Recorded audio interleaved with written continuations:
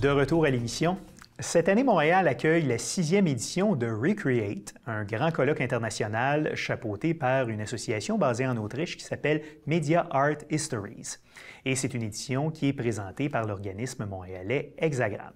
Et pour nous parler de l'événement, on reçoit la co-directrice du colloque, Mme Gisèle Trudel. Madame Trudel, bonjour. Bonjour. Merci d'être avec nous aujourd'hui. Oui. Comment est né ce colloque qu'on appelle Recreate? Oui, donc c'est-à-dire que c'est, comme vous avez dit, c'est un colloque qui est chapeauté, qui est biennal, donc ça vient à chaque 2 ans. À chaque 2 ans, il y a un pays qui concourt pour avoir la chance de présenter le colloque, donc c'est un colloque qui est très prestigieux. Et ça a été démarré à Banff en 2005, donc c'était la première édition. En Alberta. En Alberta, exactement, au Banff New Media Institute à l'époque. Et à chaque 2 ans, ce qu'il y a le concept, c'est que l'autre qui va faire la proposition prend le titre, le préfixe, donc le RE, le RE, et ajoute une thématique à ça. Donc, nous, on veut parler de la recherche-création. Donc, c'est la notion de recréer, revoir, reconsidérer. Alors, à chaque édition, il y a vraiment quelque chose de pertinent à un enjeu local. Donc, pour nous, au Canada, c'est le développement de la recherche-création technologique qui est lié aussi à l'instauration d'un centre de recherche comme Hexagram à Montréal. Et c'est la première fois que le Québec accueille cette conférence-là. Tout à fait. D'accord. Oui. Vous parlez d'Hexagram. Quelle est la mission de cet organisme que vous avez co-dirigé pendant un certain temps? Oui, c'est-à-dire que j'ai été directrice d'Hexagram UQAM. Donc, c'est un centre de recherche interuniversitaire entre Concordia d'abord et l'UQAM. Ensuite, avec quelques chercheurs qui viennent de McGill, de l'Université de Montréal, l'École de technologie supérieure et l'Université du Québec à Chicoutimi. Alors, ce que ça permet, c'est que Hexagram, c'est lié aux professeurs qui sont dans les facultés, mais c'est interfacultaire, interuniversitaire, et c'est la recherche sur les différentes facettes de la création technologique. Alors, ça existe depuis 14 ans, et c'est un centre qui est très particulier parce qu'on a près de 200 membres, et on inclut les étudiants aussi comme membres chercheurs. Donc, c'est à l'extérieur du cursus, à l'extérieur des programmes, mais c'est pour les étudiants au cycle supérieur. Alors, ça permet de créer un environnement de recherche sur des thématiques. On a plusieurs thématiques de recherche. Et ce que ça permet, c'est une mobilité, une internationalisation et aussi de la manière d'exporter la recherche-création à l'international, ce qu'on fait au Québec. Donc, Hexagram est partenaire du colloque Recreate. Tout à fait. C'est Hexagram qui a fait la demande. D'accord. Alors, oui.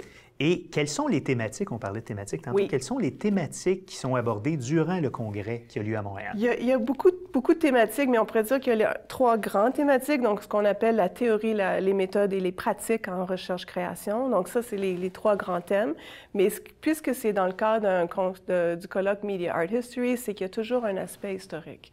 Alors, on peut penser que les technologies sont dans nos vies de manière beaucoup plus accrue aujourd'hui, mais en réalité, les technologies ont été là depuis très longtemps. Je veux dire, même on pourrait dire que le premier pinceau est une technologie. L'imprimerie aussi avec Gutenberg. Tout à fait, exactement. Alors, l'importance d'un colloque comme ça, c'est de dire quels sont les antécédents, quelles sont les sources de certaines choses que l'on vit aujourd'hui et de faire un aller-retour constant entre passé, présent et futur. Parce que si on comprend notre passé et notre présent, peut-être qu'on peut changer les choses pour l'avenir aussi. Alors, c'est très important, l'approche historique.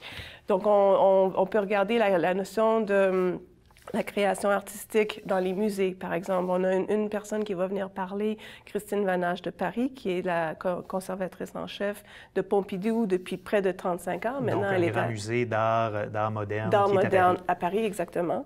Et elle, maintenant, elle est à la retraite, mais pendant 35 ans, elle a mené cette collection-là, elle a présenté des œuvres. Alors, c'est comment est-ce qu'on parle de ces œuvres-là, mais dans un contexte critique et historique. Alors, donc, on sait qu'aujourd'hui, on est dans les technologies d'une manière...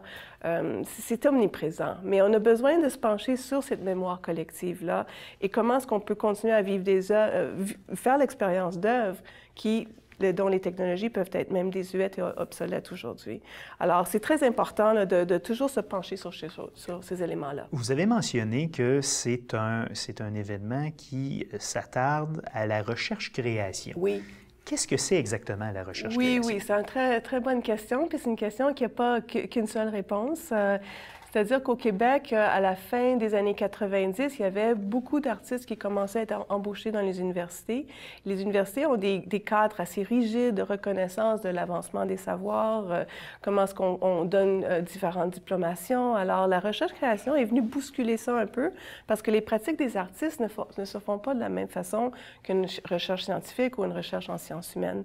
Alors, c'est une nouvelle terminologie qui fait en sorte que dans la recherche, il y a création, et dans la création, il y a recherche, et de reconnaître la part des artistes dans le milieu universitaire. Alors, dans notre cas, on regarde, donc ça pourrait être en art visuel, ça pourrait être dans histoire de l'art aussi, mais nous, on se penche sur la question technologique.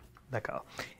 Il y a 3 conférencières qui sont à l'honneur. Oui. Je crois que vous en avez mentionné une. Oui, oui. Quelles sont les 2 autres? Donc, une artiste de Montréal, Skawenati, une artiste d'origine Mohawk, qui va parler de toute la question autochtone, parce que elle, son questionnement, c'est qu'on regarde les images du passé des Autochtones, et c'est une imagerie qui pourrait être nostalgique, romantique, et elle, ce qu'elle a cherché à faire depuis plusieurs années avec son groupe de recherche, c'est de créer des images actuelles des Autochtones et de réfléchir encore au passé, mais à travers les technologies d'aujourd'hui. Et ensuite, on a une pionnière de la vidéo et de la performance qui habite à New York, qui vient de présenter à la Biennale de Venise. C'est Joan Jonas, une artiste qui a près de 80 ans aujourd'hui, mais qui a vu tout encore ce passage des technologies à même sa pratique. Elle est aussi professeure émérite à MIT. Alors, c'est quelqu'un qui a traversé plusieurs milieux et aussi plusieurs disciplines, que je pense que ça donne aussi un portrait très intéressant. Et le fait d'avoir choisi 3 femmes, pour nous, c'était très important aussi de donner la voix à plein de personnes différentes qui pourraient contribuer, qui ont contribué à la recherche-création. À quel endroit se déroule le colloque? Oui, donc ça se déroule surtout à l'UQAM, donc le complexe du Cœur des sciences, qui est en fait un des lieux d'Hexagramme, UQAM. Et il y a des expositions qui sont à Concordia, à la galerie FOFA. Ensuite, il y a un des membres, Bill Vaughan, qui est présent dans la boîte noire, qu'on appelle, qui est au sous-sol du pavillon EV de Concordia.